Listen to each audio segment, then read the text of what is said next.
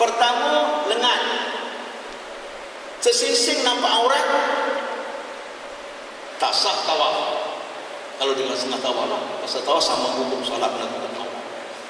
Okey. Kalau isteri saya pergi Mekah dulu, saya suruh pakai sarung lengan mak rempit.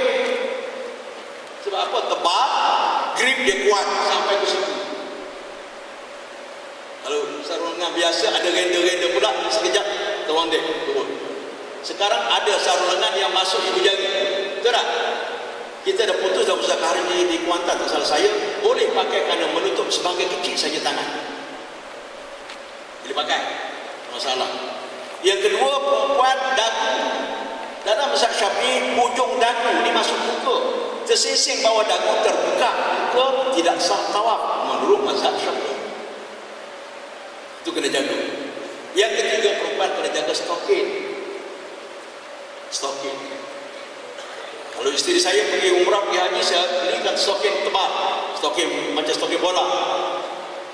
Sebab stokin nipis, mudah tercabut, mudah koyak. Ada dalam pasaran, kita jangan kira. Orang niaga lain, dia buat stokin nak mudah untuk kelocek, lemik keluar.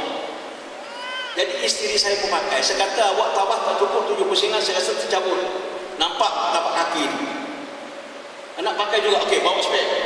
Bawa spare tu, pakai lah. Betul berjalan dah lepas lagi 5 pusingan, dah terkelocek dah.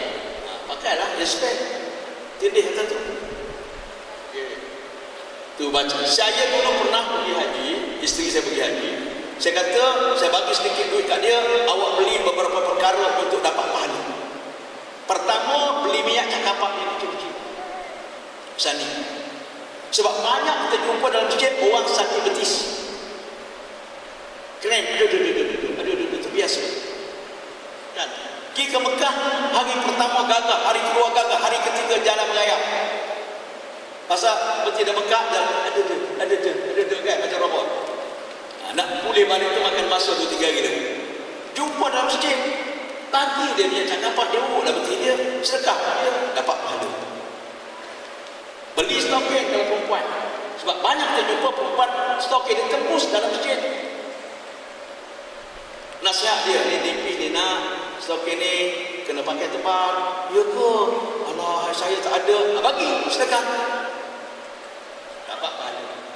Itu nak kutip pahala di Mekah. Okey, pakai ihram tadi. Pakai ihram, kita cerita pakai ihram tadi. Pertama saya sentuh tentang yang jahit tepi. Tidak timbul isu apa-apa. Okey, yang perempuan 3 area kena jaga. Okey. Semasa beribadah. Kerana itu nampak aurat, maka ibadah kita terganggu, tidak sah. Ada pun nampak aurat kena dam, itu bukan kitab, itu cerita. Dalam buku, dalam pasaran dulu ada buku dikeluarkan, dia kata tajuk dia perkara-perkara pelik di Mekah. Saya pun beli dah buku tu RM3. Saya pun baca. Di antara dia kata, ada orang nampak kaki maka kena bayar dam. Mana datang hukum nampak kaki bayar dam? Larangan ihram tak sangkut paut dengan nampak aurat. Auratnya haram bila bertemu antara laki-laki dengan perempuan yang ajnabi yang sah nikah. Kalau sama perempuan tak timbul isu. Berlaku tahun 2007.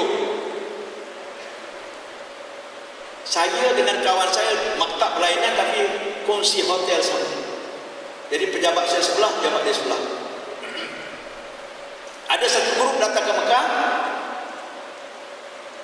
Grup ni satu grup makcik-makcik pada sekali, sampai dalam bilik makcik buka dah, duduk buka serkup. Yang muda marah, makcik tak boleh ni, kena dam. Kenapa kena dam? Makcik buka aurat. Makcik kata, saya pergi kursus 17 hari tak ada pun serkup, bukan aurat, kena dam. Tak apa, kita tanya ustaz. Ustaz saya ni, kawan saya ni baru bertugas 2 kali pun.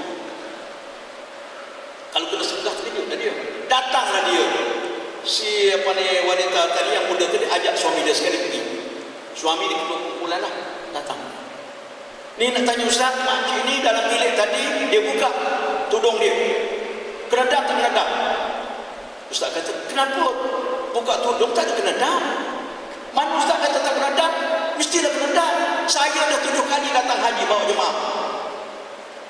Kesian Ustaz tu. Terketemu dia. Dia cerita kat saya kata nasib baik tak jumpa saya. Kalau jumpa saya senang. Dia jawab, untuk 30 tahun kat Mekah tak faham juga kalau tak maju. Tak ada kaitan. Tawaf terbuka aurat tak sah tawaf. Dan tak ada. Tawaf tak sah kesan dia lah. Kalau ada pun. Kalau tawaf sunat tak ada apa-apa lah. Kalau tawaf rukun tak sah, sa'i tak sah, berputih tak sah. Tak kena dam kena putih. Okey.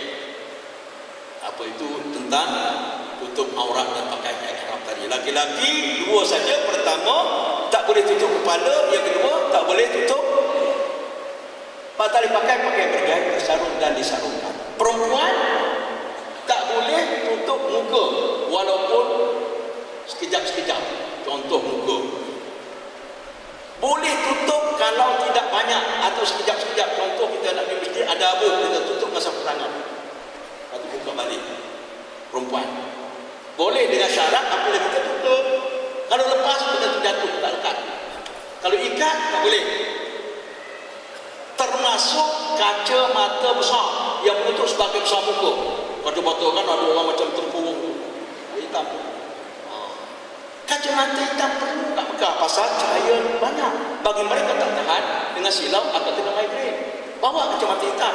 Macam kakak ni tak apa. Kakak ke adik tak tahu mana tua. Saya dengan dia tak tahu lagi. Tapi nak kita bagi kakak-kakak lah. Macam kakak, okey, no problem. Tapi kalau besar, tu tak boleh menutup sebahagian besar muka. Itu je pakaian. Dan laki-laki perempuan tak boleh pakai sarung tangan. Laki-laki tak boleh sarung, perempuan tak boleh tutup tapak tangan. 4 benda je.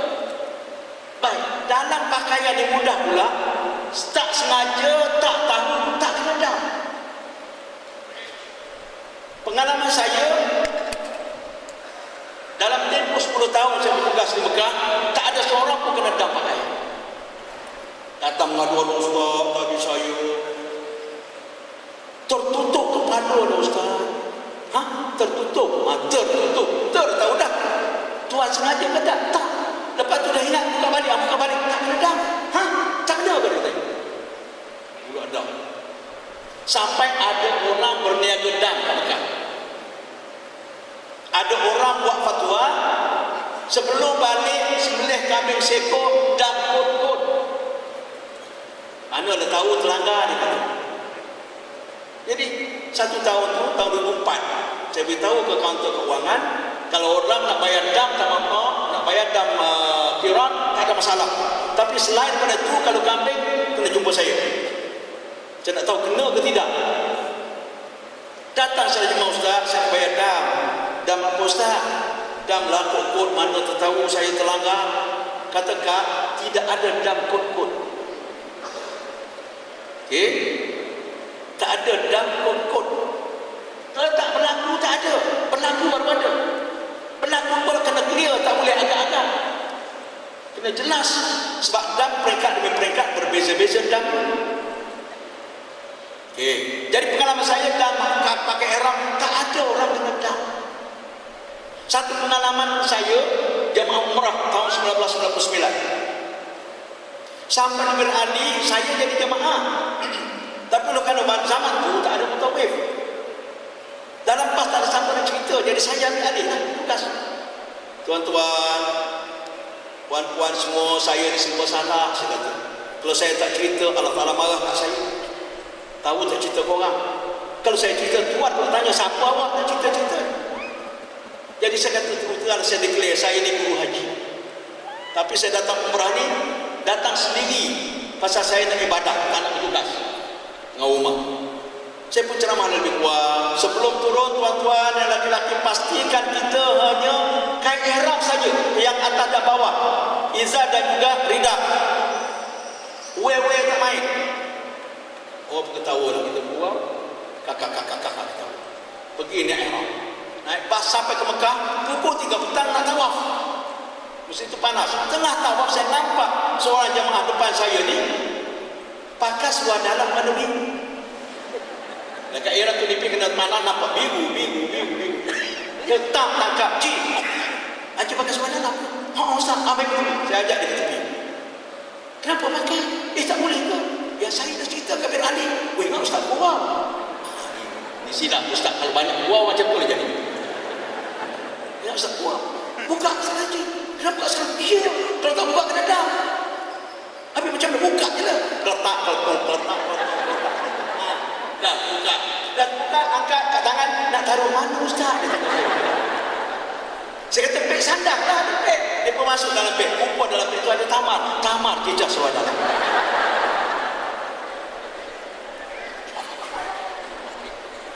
Okey. Nak beri confident kepada tuan-tuan keyakinan. Bab pakaian, kalau terlupa tak sengaja dimaafkan dengan syarat, apabila teringat terus ubah. Satu pengalaman yang menyayat hati tahun 2003 saya bertugas di Mekah, duduk di satu hotel nama Darul Ghazah depan Masjid Kucing. Sekarang Darul Ghazah pun tak ada, Masjid Kucing pun dah tak ada.